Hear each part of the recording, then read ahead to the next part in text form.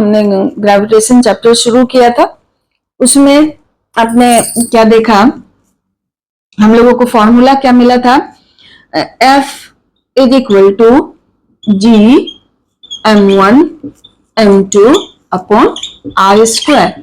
कैसे मिला था कि gravitational force between two objects is directly proportional to product of mass of two objects and ये force inversely proportional है square of the distance between the two objects। इस दोनों statement से हमें ये फॉर्मूला मिला था, जहां की G क्या था, ग्रेविटेशनल कांस्टेंट या यूनिवर्सल कांस्टेंट भी कहते हैं। G ग्रेविटेशनल और universal constant as its value remains same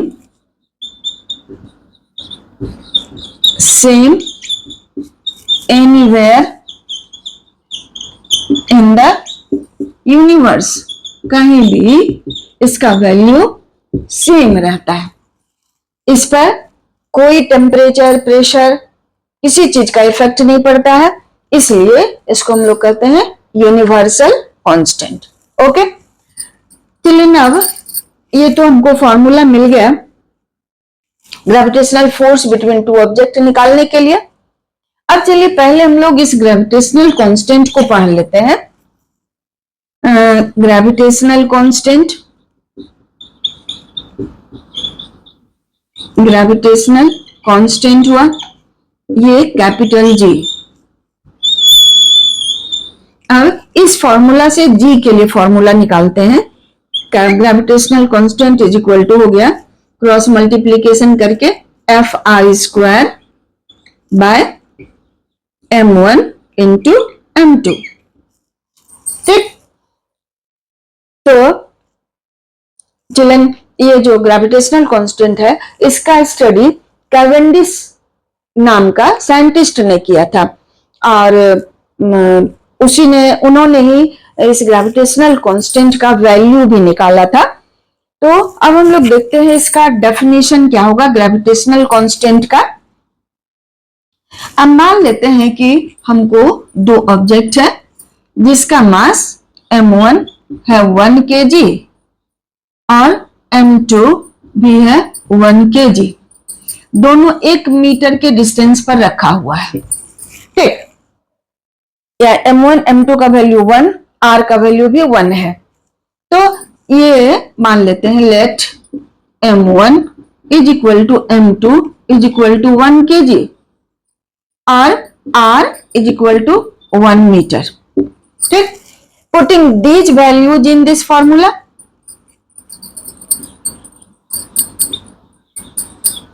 value of m1 m2 and r in एवं फॉर्मूला, तो G किसके बराबर आ जाएगा, F के, क्योंकि r स्क्वायर कीजिएगा तो 1 स्क्वायर बाय 1 इंटू 1, यानी कि G किसके बराबर हो गया, F के बराबर। ये कैपिटल G क्या है, ग्रेविटेशनल कांस्टेंट, एंड F क्या है, ग्रेविटेशनल फोर्स। तो ग्रेविटेशनल कांस्टेंट बराबर है gravitational force existing between two objects having mass 1 kg separated by a distance 1 metre. दो ऑब्जेक्ट जिसका मास 1 kg है एक दूसरे से 1 मीटर के डिस्टेंस पर रखा हुआ है, तो उस दोनों के बीच जितना ग्रेविटेशनल फोर्स लगता है उसी को हम लोग ग्रेविटेशनल कांस्टेंट कहते हैं। इसको कहिएगा gravitational constant is equal to the gravitational force between two object having mass 1 kg separated by a distance 1 metre. इसको हम लोग कहेंगे ग्रेविटेशनल कांस्टेंट। ठीक है, तो इसका हम लोग डेफिनेशन देखते हैं।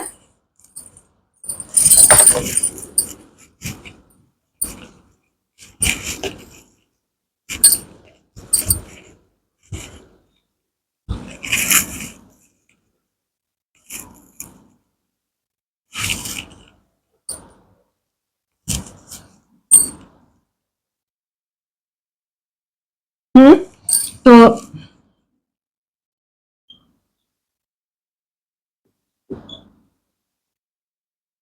gravitational constant is equal to the gravitational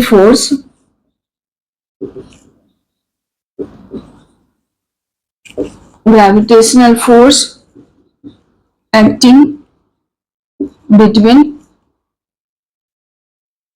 two objects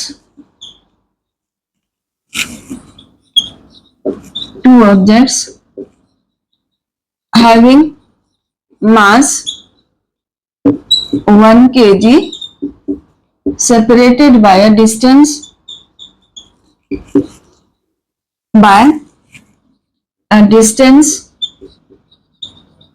1 metre. ये ग्रेविटेशनल कांस्टेंट हो गया।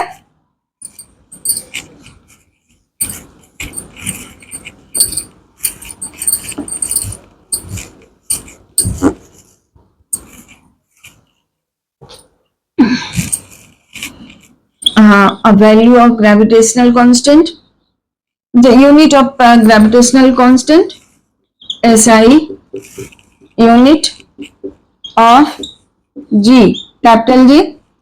ये हो जाएगा आपको फॉर्मूला क्या था G के लिए, F R square by m1 into m2। तो सबका यूनिट हम लोग रखते हैं। F का यूनिट हो गया newton into metre square by KG square. तो ये हो गया आपका न्यूटन मीटर स्क्वायर पर KG square, newton metre square पर केजी स्क्वायर। ठीक है, एफ न्यूटन, आर मीटर, तो मीटर स्क्वायर हो गया, KG into KG, KG square हो गया। Then value of G is equal to 6.67 10 to the power minus 11 newton metre square पर KG square. ठीक है, इतना न्यूटन मीटर स्क्वायर पर केजी स्क्वायर इसका ग्रेविटेशनल कांस्टेंट का वैल्यू हो गया।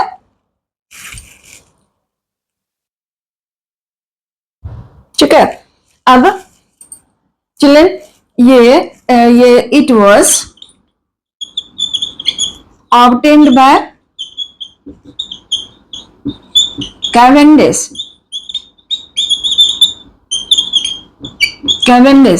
साइंटिस्ट, उन्होंने ही इसका वैल्यू निकाला था।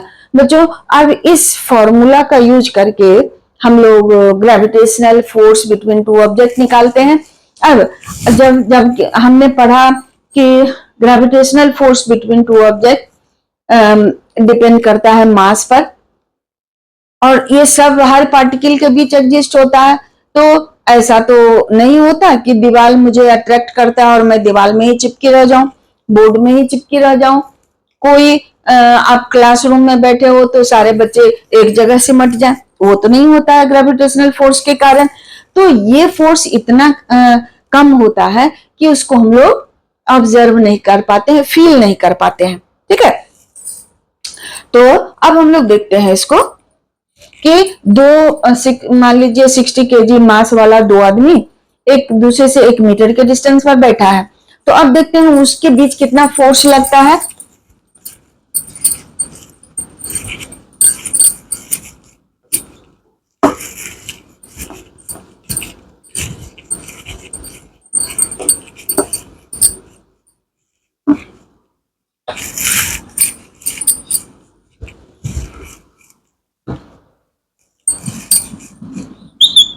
Question 1, calculate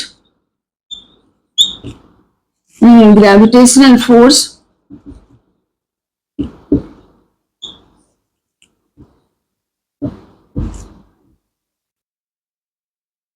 between two objects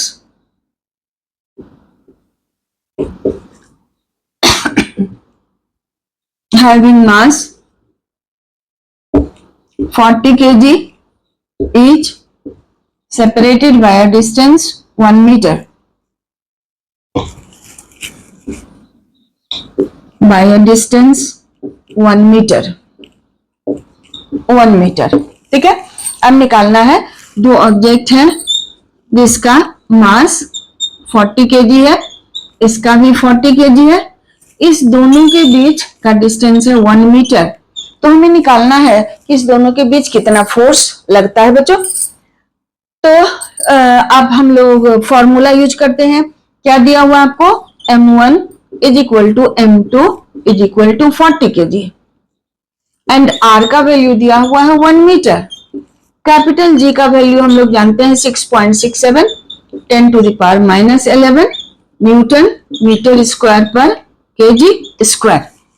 अब फॉर्मूला में सारे को रख दीजिए। G का value 6.67 10 to the power -11 into 40 into 40 by 1 metre का स्क्वायर। अब कैलकुलेट कर लेते हैं इसको। तो 6.67 इंटू 10 टू द पावर -11 और 40 इंटू 40 कीजिएगा तो 1600 हो जाएगा। 16 इंटू 100 कर देते हैं। अब फिर इसको आगे सॉल्व करते हैं हम लोग। 6.67 into 16 into 10 to the power -11 और 10 टू द पावर 2 है, तो यहां बच जाएगा आपको 10 टू द पावर -9।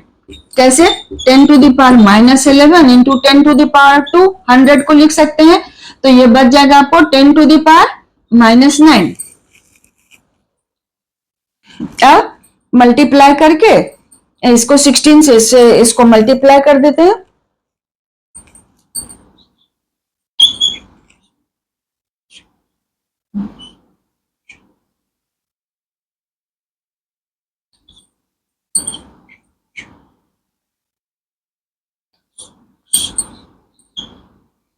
इतना इंटू 10 टू द पावर -9। चलिए अब देखिए, इतना छोटा फोर्स दो ऑब्जेक्ट के बीच में लगता है -9 के फॉर्म में है, तो आप ये दो 40 kg ऑब्जेक्ट मास वाले ऑब्जेक्ट के बीच इतना फोर्स कम लगता है, तो हम लोग कैसे उस फोर्स को फील कर सकते हैं। तो आप कहीं जब मान लीजिए कोई आपसे पूछता है कि जब कहते हो कि ग्रेविटेशनल फोर्स हर ऑब्जेक्ट के बीच लगता है, हर एक पार्टिकल के बीच लगता है, तो हम लोग उस फोर्स को क्यों नहीं फील करते हैं। तो क्या कहिएगा कि वो फोर्स का मैग्नीट्यूड इतना कम होता है कि उस फोर्स को हम लोग फील नहीं कर पाते हैं। और क्योंकि ग्रेविटेशनल फोर्स दो ऑब्जेक्ट के मास पर डिपेंड करता है। ज्यादा मास होगा तो ज्यादा ग्रेविटेशनल फोर्स होगा, लेकिन यहाँ मास 40 kg है तो फोर्स बहुत कम है ग्रेविटेशनल, इसलिए हम उसको फील नहीं कर पाते हैं। चलिए अब हम लोग देखते हैं कि अर्थ किसी 40 kg मास वाले ऑब्जेक्ट को कितने फोर्स से अट्रैक्ट करती है।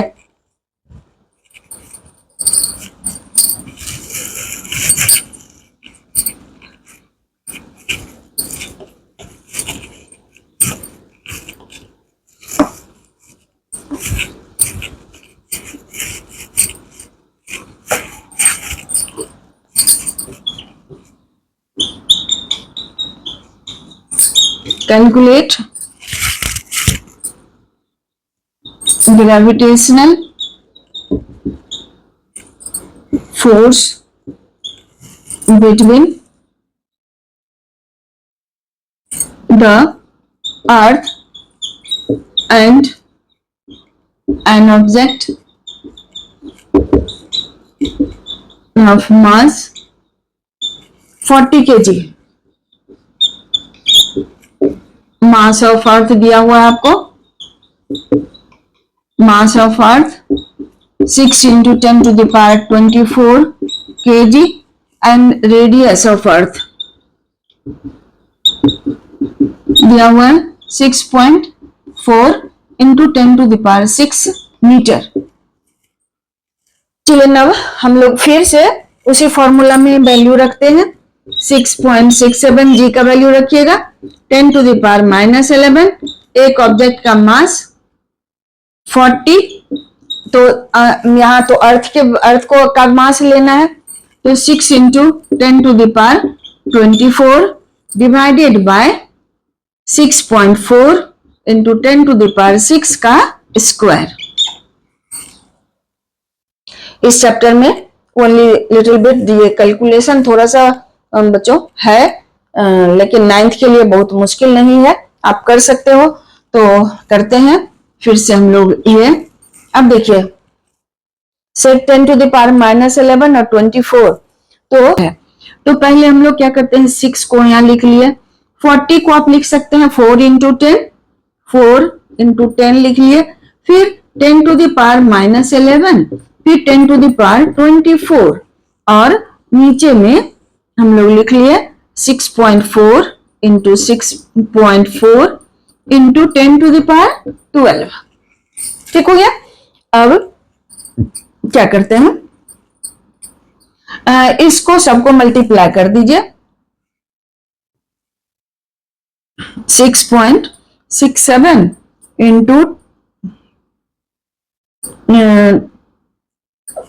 6 into 4 divided by 6.4 into 6.4 और यहाँ 10 to the power -11 है और यहाँ 10 to the power हो गया 24 और एक 25, तो 25 में 11 गया तो बच गया 10 to the power 25 में 11 गया तो 10 to the power 14।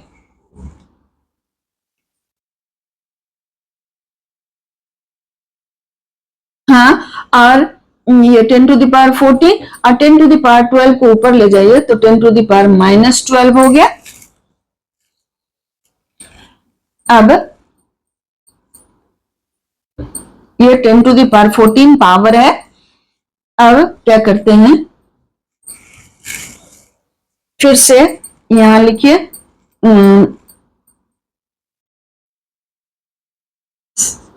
6.67 और चिल्ड्रन ये जो डेसिमल है 2, इसके लिए यहां और लिखिए 10 to the power 2 हो जाएगा। इस दोनों डेसिमल को हटाते हैं,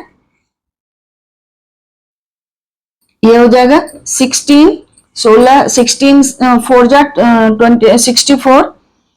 अब 6 है यहाँ तो 3 और यहाँ 32।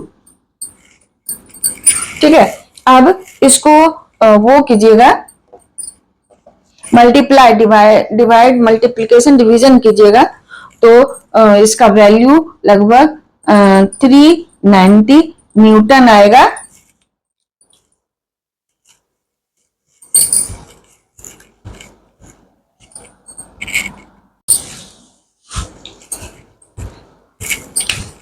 हेलो, सो चिल्ड्रन ये इसको सॉल्व कीजिएगा तो आपको 390 न्यूटन आ जाएगा, जो कि बहुत ज्यादा फोर्स है और इसी स्ट्रॉन्ग फोर्स के कारण हम लोग अर्थ के सरफेस पर हेल्ड है। ओके, सो इस तरह का ही न्यूमेरिकल्स इस चैप्टर में है, इस तरह का ही न्यूमेरिकल्स आपको सॉल्व करना है। Gravitational force between moon and earth निकालना है और भी न्यूमेरिकल्स इसी तरह का है, तो इसको सॉल्व करना है। और इस तरह का ही कैलकुलेशन मेन इस चैप्टर का वो है, स्ट्रेंथ है। तो इस तरह का न्यूमेरिकल सॉल्व कीजिएगा, प्रैक्टिस करना है, जस्ट मल्टीप्लिकेशन डिवीजन है और हो जाएगा। So thank you for watching. Next video में हम इसके आगे और भी पढ़ेंगे और तब तक के लिए थैंक यू। और देखते रहिए, सुनते रहिए, समझते रहिए, लाइक और सब्सक्राइब भी कीजिए। ना समझ में आए तो वो भी लिखिए, अच्छा लगे वो भी लिखिए। चलिए, आप लोग देखते हो तो मुझे अच्छा लगता है और बनाने में भी अच्छा लगता है कि बच्चे देखते हैं, लेकिन नहीं देखते हो तो थोड़ा सा मैं डिस्करेज हो जाती हूँ कि जो भी मेरे टाइम पास का अच्छा तरीका था शायद उसमें थोड़ा सा मुश्किल आ जाए, डिमोटिवेट हो जाऊं। तो बच्चों मुझे मोटिवेटेड ही रहने दो, घर में बैठे तो कुछ तो करना चाहिए, इसलिए मैं कर रही हूँ। So thank you for watching. Again we will meet in next video. Thank you.